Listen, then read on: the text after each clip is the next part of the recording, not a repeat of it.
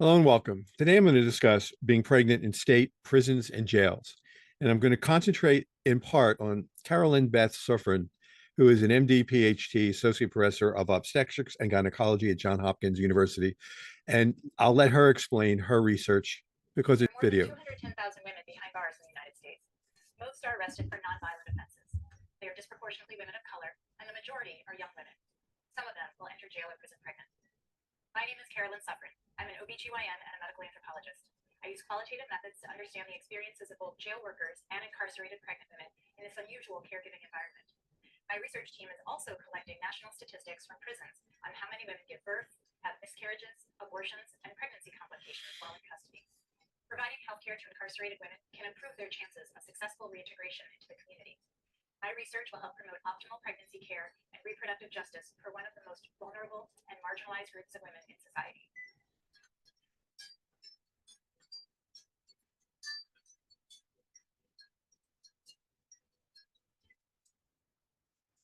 So now into my article. This is a follow-up to my previous article, which is on being pregnant in federal prisons. But whether or not you're pregnant, we all have a constitutional right to obtain the appropriate medical care. To the extent to which prison policies address pregnancy related services is another moral indicator of how state run facilities or agencies provide care to the women in their custody. If you like what you read, please share with your friends, your colleagues, ask them to subscribe, and I will provide you the LinkedIn link, if you will, to the site when this is all done. It seems to this author, and to me rather, that there's 50 individual states, each having its own policies, whether or not a pregnant inmate gets the required amount of prenatal and postnatal care. It appears that the care that they get depends on the state and where they live. So it sounds kind of familiar.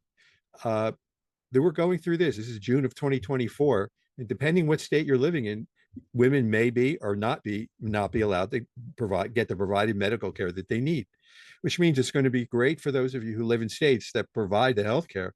It's going to be horrific for others. On a state survey, 2017, out of federal prisons, 470 entered pregnant, 3% of the women in the total prison system. State prisons, 3,900 plus, were pregnant, and these are 4% of the women in all states. Local jails, over 5,000, again, Dr. Suffren, MD, PhD, introduced herself, and her studies cover people that are pregnant. She has a pregnancy in prison statistics, PIPS, which is this chart here at the bottom, as well as having put together a site that the acronym is AIRWIP, but it's Advocacy and Research Reproduction Wellness of Incarcerated People. And they go through with key stakeholders that directly impact the people and policymakers addressing pregnancy in this vulnerable population. This is her YouTube that I allowed her to introduce, and Finding Safety Net for Women Behind Bars has been written. Jail Care is a moving and galvanizing story, Jail Care being the book that she wrote, of pregnant women in jail and those responsible for their health. It's essential reading for anyone who cares about women's justice and women, children, and justice. And this is a quote from Piper Kerman, the author of Orange is the New Black. The contact phone numbers for Dr. Suffren, 410-550-0337. Together, Dr. Suffren with the Prison Policy Initiative pointed out there's an overall lack of supportive policies and practices. Currently, there's no mandatory standards for prenatal pregnancy care for women in prisons. Medications that treat opioids among pregnant and postpartum individuals in U.S. jails, as I said, appears at best inconsistent, which is just not a good thing. State funding comes through the Second Chance Act for those states that choose to put prison nurseries or provide technical assistance with state applications. April is Second Chance Month. What funds are used for is to allow prison nurseries to be developed by the state's tribal or local prosecutors, establish or expand health demonstration programs, reduce recidivism, improve reentry into the community, and overall provide support to pregnantly incarcerated mothers and infants together. There is positive news with some states with on-site prison nurseries. California, Shields for Families, Tamar Village program provides comprehensive family-centered substance abuse treatment services to mothers re-entering the community from the system. Services include educational groups, health and nutrition, HIV/AIDS, life skills, relapse prevention for addiction, parenting and childhood development classes, therapeutic groups, trauma, grief, loss, domestic violence, sex abuse, women's issues, and relationships. There's this also on-site child development center for children ages 0 to 5 and youth program for children ages 6 to 18. Illinois has the Illinois Department of Correction, focuses on needs of pregnant and parenting inmates. The Decatur Correction Center, it's called Moms and Babes, started a prison nursery program in 2007. There's not one federal prison that has this. They have the MINT program, which is offsite, but not in facilities. The program includes an infant development center, and each of the 5 prisons for women in Illinois includes child-friendly visitation area where mothers can read with their children, watch videos, or play on the floor. Family activities range from day camps, video visiting, and holiday activities for moms and children. Parenting programs are offered to all inmates, no matter the security level. Indiana.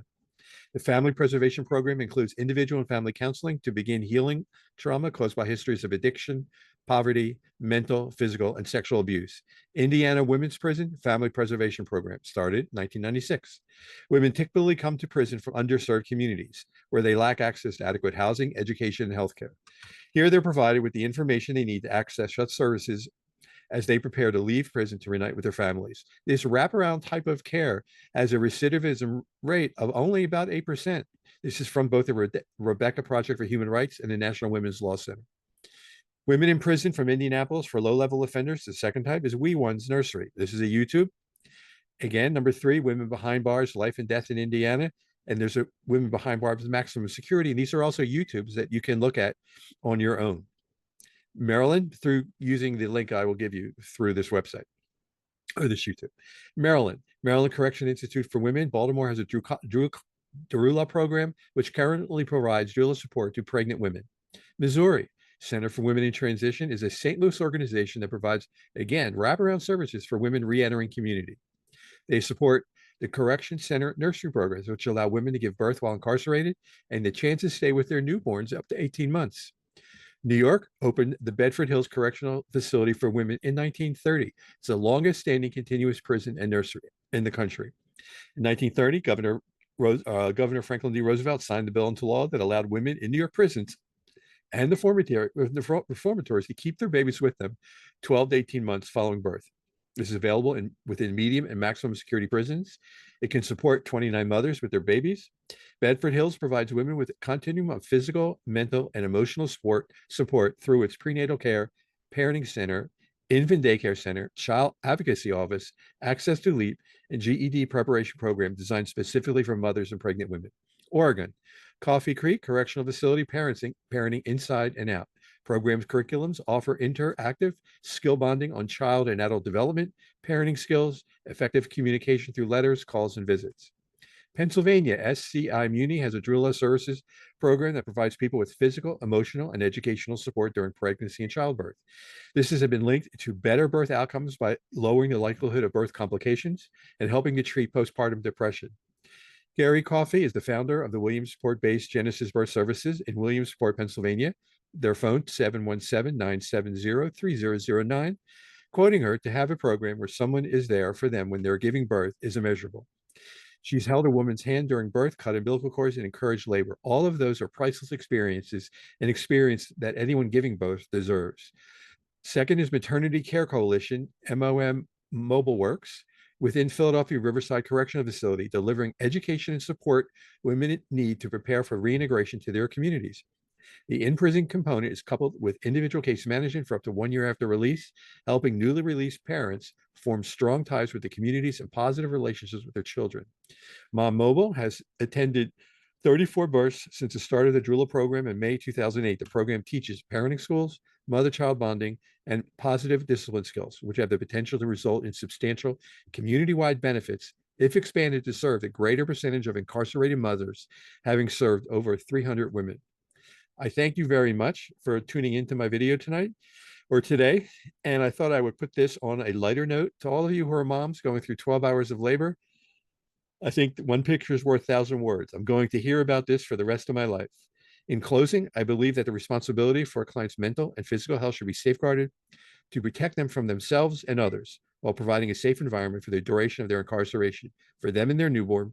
Ultimately, this is the responsibility of the court, defense team, and the respective state authority. I hope you have found this helpful. My email is pprsus.com, Physician Pre-Sentence Report Service. I am a physician.